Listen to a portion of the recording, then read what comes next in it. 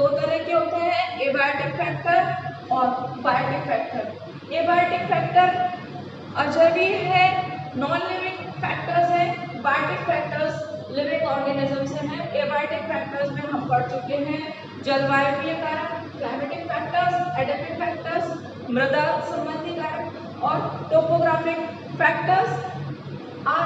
अब इसमें हम पढ़ेंगे बायोटिक फैक्टर्स। बायोटिक फैक्टर्स जैसे कि पता है कि जो लिविंग ऑर्गेनिजम्स है या लिविंग बीइंग्स है वो किस तरह से एक दूसरे पर अपना प्रभाव डालते हैं और इनके कारण जो है दूसरा किस तरह से अफेक्ट होता है। ओडम ने 1971 में इन बायोटिक फैक्टर्स को दो प्रकार के बायोटिक फैक्टर्स में कैटेगराइज किया। ये जो फैक्टर्स है बायोटिक फैक्टर्स, ये किस तरह का इंटरेक्शन या इफेक्ट रखते हैं, इसके बेसिस पर इन्होंने दो तरह के ये बायोटिक फैक्टर्स इन्होंने बताए। फर्स्ट बायोटिक फैक्टर्स वो है जो कि बायोटिक रिलेशनशिप है। ये रिलेशनशिप जो है यूजफुल है। ये दूसरी वाली हार्मफुल है।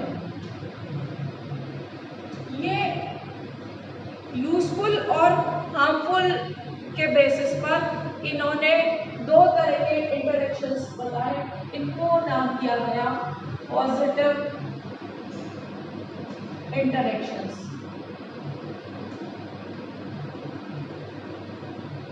क्योंकि एक दूसरे से संबंध होने का इन पर धनात्मक प्रभाव है इसलिए इसको पॉजिटिव इंटरेक्शंस कहा गया, दूसरे वाले को नेगेटिव इंटरेक्शंस कहा गया। नेगेटिव इंटरेक्शंस का प्रभाव ऋणात्मक होता है जिससे किसी न किसी को नुकसान उठाना पड़ता है। पॉजिटिव इंटरेक्शंस तीन तरह के होते हैं, कमेंसलिज्म,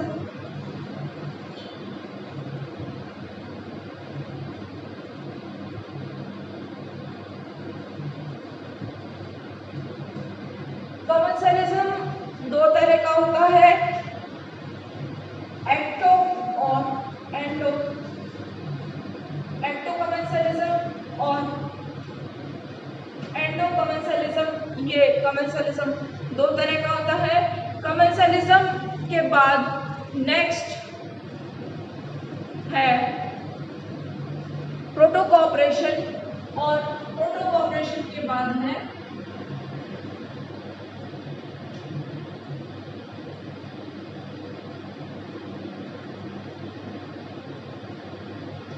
म्यूचुअलिज्म।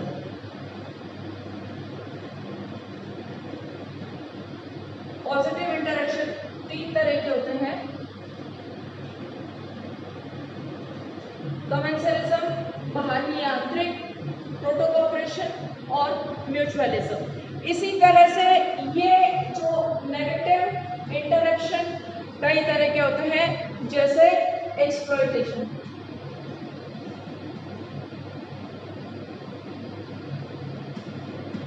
एक्सप्लॉयटेशन होता है किसी भी डिमांड या नीड के लिए, जैसे शेल्टर के लिए, आश्रय के लिए, रहने की जगह के लिए। जब ये एक्सप्लॉयटेशन होता है तो ये है। इसके अलावा एक्सप्लॉयटेशन होता है खाने के लिए, फूड के लिए, और फूड के लिए जब एक्सप्लॉयटेशन होता है तो ये दो तरह का होता है, parasitism and predation.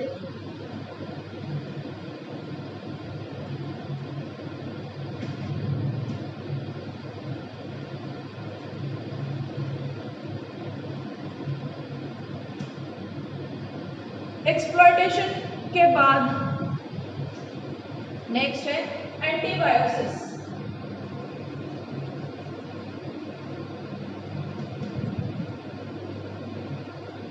Antibiosis, then competition, then grazing.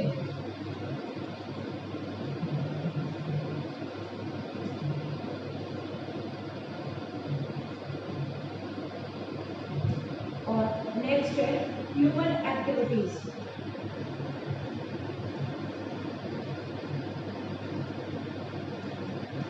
ये जो है ये डिफरेंट तरह के संबंध है दो अलग अलग दो विभिन्न प्रजातियों के बीच में, और ये संबंध अगर दोनों के लिए लाभदायक है तो ये कहलाएगा पॉजिटिव इंटरेक्शन, और अगर हानिकारक है के लिए भी तो ये कहलाएगा नेगेटिव इंटरेक्शन। ये जो है अभी हम इनके बारे में विस्तार से पढ़ेंगे।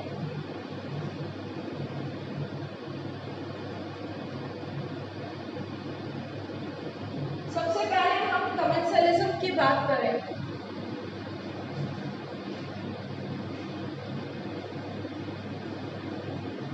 तो हमने देखा कि कमेंसलिज्म एक पॉजिटिव इंटरेक्शन है।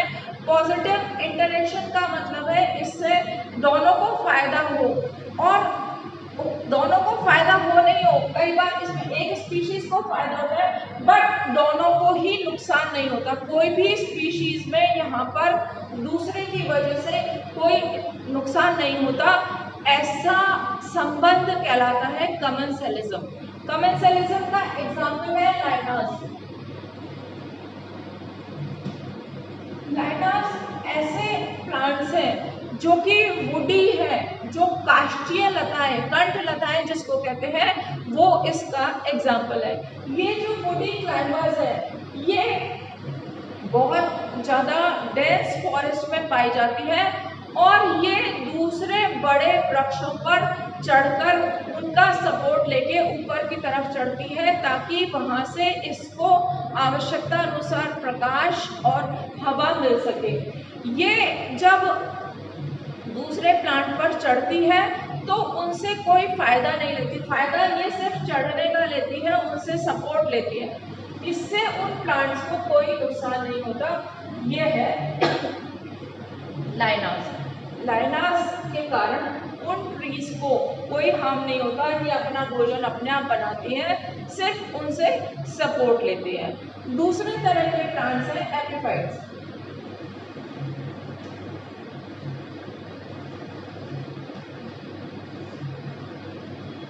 आद्रताग्राही पौधे हैं जो कि जहाँ पर बहुत ह्यूमिड क्लाइमेट होती है वहाँ पर पाए जाते हैं, और ये पौधे जमीन पर नहीं लगते, दूसरे पादपों की शाखाओं पर लगे रहते हैं, वहाँ पर इनकी जड़ें लटकी रहती हैं, और ये जो जड़ें हैं इनमें ऊतक पाया जाता है, विशिष्ट प्रकार का ऊतक होता है जिसको कि वेलामिन कहते हैं, और उस वेलामिन की विशेषता होती है कि वो वातावरण में से नमी अवशोषित करके पौधे की जल संबंधी आवश्यकताओं की क्षतिपूर्ति करे।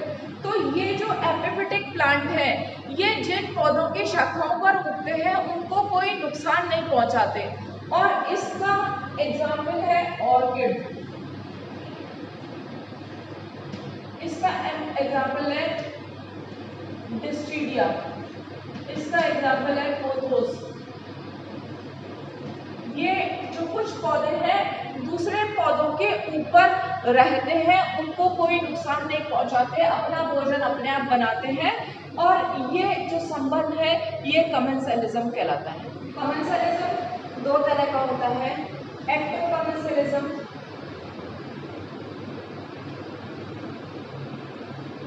और एंडोकमेंसलिज्म।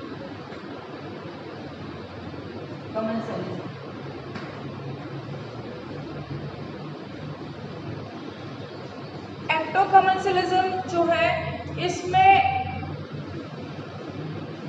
एक ऑर्गेनिज्म दूसरे को प्रोटेक्शन और स्टेबिलिटी प्रोवाइड करवाता है, सुरक्षा और स्थायित्व। ये जो है पाया जाता है sloth plus green algae. Sloth के जो बड़े बड़े लंबे फ्रिजी हेयर्स होते हैं उनमें ग्रीन एल्गी ग्रो होती है, इसके बाल जो है एल्गी से कवर्ड होते रहते हैं, और इसके कारण स्लॉथ का कलर ग्रीन दिखाई देता है, जो उसकी दूसरे जंतुओं से सुरक्षा का काम करता है। इसके अलावा इसका एग्जाम्पल है वेल और बैरानिकल्स। बैरानिकल्स जो है वेल्स पर पाए जाते हैं और जहाँ जहाँ वेल्स जाती है बैरानिकल्स उसके साथ चले जाते हैं। तो वेल जो है उसकी पीठ पे बैरानिकल्स चिपके हुए होते हैं, वेल्स के साथ चले जाते हैं, तो इसको ट्रांसपोर्टेशन में मदद करने का काम वेल्स करती है जब एसोसिएशन होती है वेल्स और बैरानिकल्स के बीच में। तो ये थी एक्टोकमेंसलिज्म। एक्टोकमेंसलिज्म के बाद एंडोकमेंसलिज्म है हर्मिट क्रैब और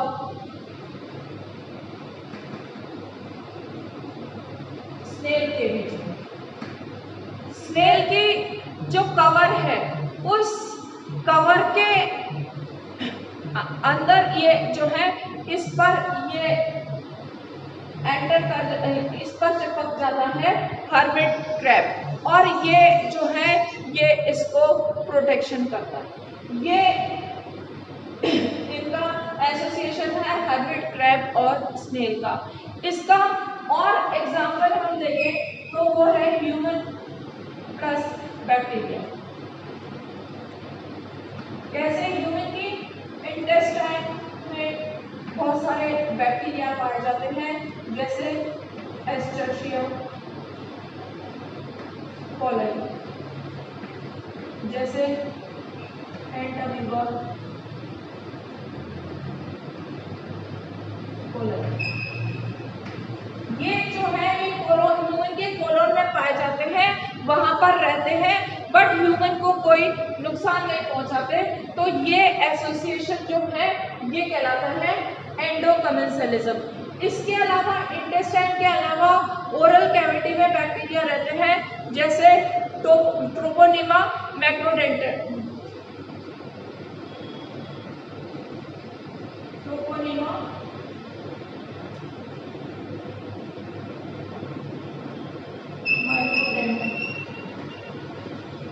ये जो बैक्टीरिया है ये ह्यूमंस के मुंह में ओरल कैविटी में रहता है और ये जो है हमारे को कोई नुकसान नहीं पहुंचाते। तो ये जो है ये रिलेशनशिप कमेंसलिज्म ऐसा संबंध है जो दो विभिन्न जातियों के सजीवों के बीच में होता है, जिसमें दोनों में से किसी को भी हानि नहीं होती। ये रिलेशनशिप जो है ये कहलाता है कमेंसलिज्म। प्रोटो कोऑपरेशन जो है ये भी ऐसा ही रिलेशनशिप है जिसमें कि एक या दोनों को फायदा होगा। इसमें एक स्पेसिफिक पॉइंट है कि ये जो रिलेशनशिप है ये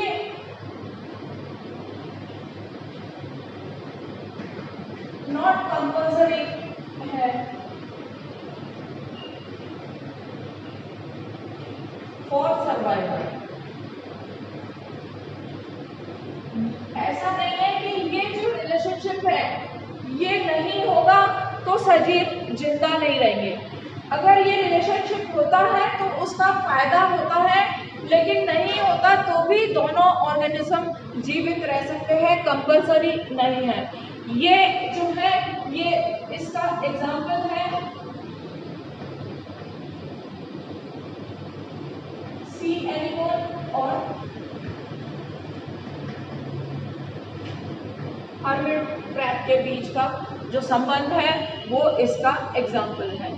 सी एनिमल और हर्मिट क्रैब का क्या है कि ये जो सी एनिमल है ये हर्मिट क्रैब की सतह पर चिपका रहता है, तो ये इसको ट्रांसपोर्टेशन में मदद करता है।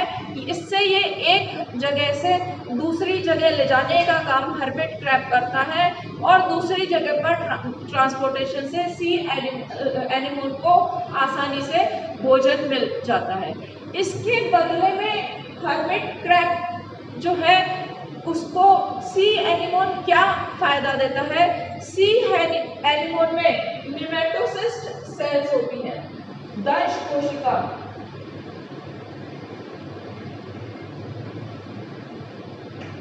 ये जो इसकी नेमेटोसिस्ट सेल्स है, दल्श कोशिका। ये जैसा कि नाम से ही क्लियर है कि दल्श या शूल के टाइप की होती है, तो ये जो है हर्मिट क्रैब को प्रोटेक्शन प्रोवाइड करने का काम करती है।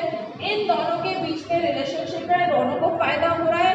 लेकिन अगर नहीं है तो ऐसा नहीं है कि हर्मिट क्रैब नहीं होगा तो सी एनीमोन जिंदा नहीं रहेगा, या सी एनीमोन नहीं होगा तो हर्मिट क्रैब जिंदा नहीं रहेगा। कंपल्सरी नहीं है सर्वाइवल के पॉइंट ऑफ व्यू से।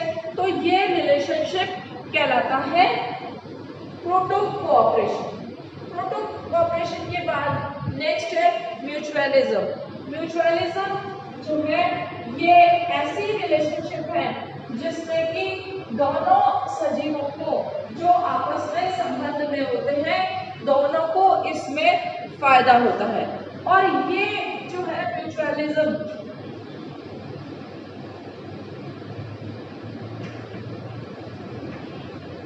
हर एक संबंध में टू डिफरेंट स्पीशीज इन्वॉल्व है। और ये जो रिलेशन है ये कंपल्सरी है जिंदा रहने के लिए। अगर ये रिलेशनशिप होंगे तभी सजीव जो है ये जिंदा रहेंगे। इसलिए इसको कहते हैं ओब्लिगेटरी सिम्बायोसिस।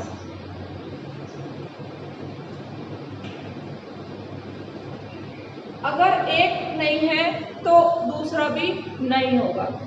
यहाँ पर हम बहुत सारे रिलेशनशिप जानते हैं जो कि म्यूचुअल रिलेशनशिप है जिससे एक दूसरे को फायदा होता है।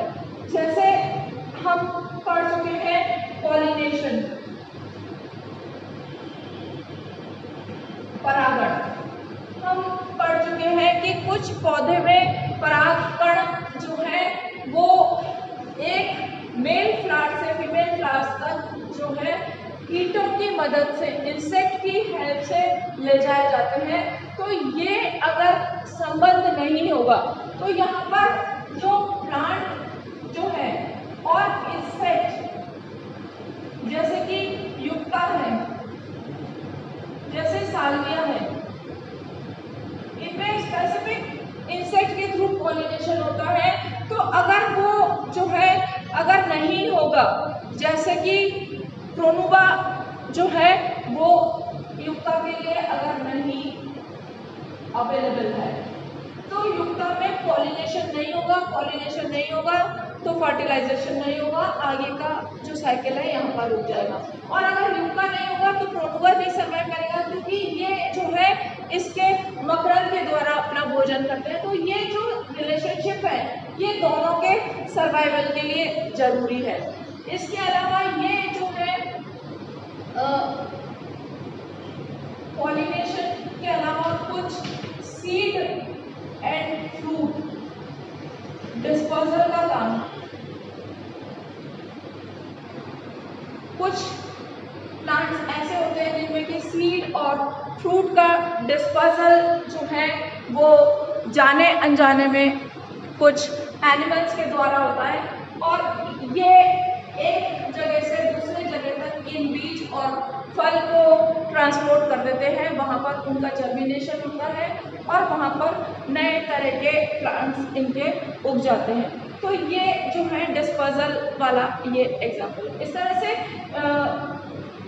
एक और म्यूचुअल रिलेशनशिप पाई जाती है जो कि लेग्यूमिनस प्लांट्स और राइजोबियम के बीच में पाया जाता है। हम सब जानते हैं कि मटर की जड़ों में रूट नोड्यूल्स पाए जाते हैं। उन रूट नोड्यूल्स में राइजोबियम नामक जीवाणु होते हैं। ये राइजोबियम जीवाणु जो है नाइट्रोजन फिक्सेशन का काम करते हैं। और ये नाइट्रोजन फिक्सेशन का मतलब है कि वातावरण में उपस्थित मुक्त नाइट्रोजन जिसको कि पेड़ पौधे अपने काम में नहीं ले सकते, उस नाइट्रोजन को ये बैक्टीरिया जो है वो नाइट्रेट्स या नाइट्राइट्स में कन्वर्ट कर देते हैं और इन नाइट्रेट्स और नाइट्राइट्स को ये प्लांट एब्जॉर्ब करके और इनसे न्यूट्रिशन प्राप्त करता है। तो ये जो राइजोबियम है नाइट्रोजन फिक्सेशन करके नाइट्रेट्स प्रोवाइड करवाते हैं लेग्यूमिनस प्लांट्स को और बदले में लेग्यूमिनस प्लांट्स इनको शेल्टर और प्रोटेक्शन देने का काम करते हैं। इससे दोनों को ही फायदा होता है। इसके अलावा जो है कुछ ऐसे प्लांट्स हैं जैसे कि एंथोसिरोस है। एंथोसिरोस और नॉस्टॉक का रिलेशनशिप भी ये म्यूचुअल रिलेशनशिप है। साइकस में जो कोरोलॉइड रूट है, साइकस की कोरोलॉइड रूट में नॉस्टॉक और एनाबिना पाई जाती है और ये जो है एनाबिना फर्न में भी पाई जाती है। तो ये जो एनाबिना और नॉस्टॉक है ये नाइट्रोजन फिक्सेशन का काम करते हैं और बदले में साइकस या फर्न जो है इनको रहने की जगह और प्रोटेक्शन प्रोवाइड करवाते हैं। इसी तरह से फाइनस और माइक्रोराइजम के बीच में जो एसोसिएशन है वो एसोसिएशन भी इम्पॉर्टेंट है। माइक्रोराइजा की जो है वो रूट्स, इसके फाइनस के रूट्स के चारों तरफ ये माइक्रोराइजल फंगस जो है लिपटी रहती है। ये माइक्रोराइजा जो है वाटर और मिनरल्स एब्जॉर्ब करने में मदद करती है और बदले में फाइनस इसको फूड प्रोवाइड करती है। ये भी एक इम्पोर्टेंट इसका एग्जाम्पल है। और इसके अलावा रिलेशनशिप जो है वो है टर्माइट और ट्राइकोनिम्फिया की रिलेशनशिप। जैसा कि हम जानते हैं कि दीमक जो है लकड़ी खाती है बट जो दीमक है वो सेलुलोज का पाचन नहीं कर सकती। इस सेलुलोज का पाचन करने का काम ट्राइकोनिम्फिया करती है जो कि इसकी सेल के अंदर रहती है और ये डाइजेशन करने का काम करती है। बदले में ये ट्राइकोनिम्फिया को स्पेस प्रोवाइड करती है रहने की। ये जो रिलेशनशिप है ये म्यूचुअल रिलेशनशिप है। म्यूचुअल रिलेशनशिप वो रिलेशनशिप है जिसमें कि दोनों को फायदा होता है और दोनों के सर्वाइवल के लिए ये रिलेशनशिप जरूरी है। अगर एक इसमें ऑर्गेनिज्म एक स्पीशीज नहीं है तो दूसरी भी नहीं होगी। ये है म्यूचुअलिज्म। तो अभी तक हमने पढ़ा कि जो यूजफुल इंटरेक्शन या पॉजिटिव इंटरेक्शंस कौन से हैं जिसमें एक या दोनों को फायदा होता है और नुकसान किसी को भी नहीं रहता। दूसरे ऑर्गेनिज्म को फायदा हो या नहीं हो नुकसान किसी को भी नहीं रहता। इसलिए इस तरह के इंटरेक्शंस को हम कहते हैं पॉजिटिव इंटरेक्शंस। बाकी नेक्स्ट क्लास में। Thank you.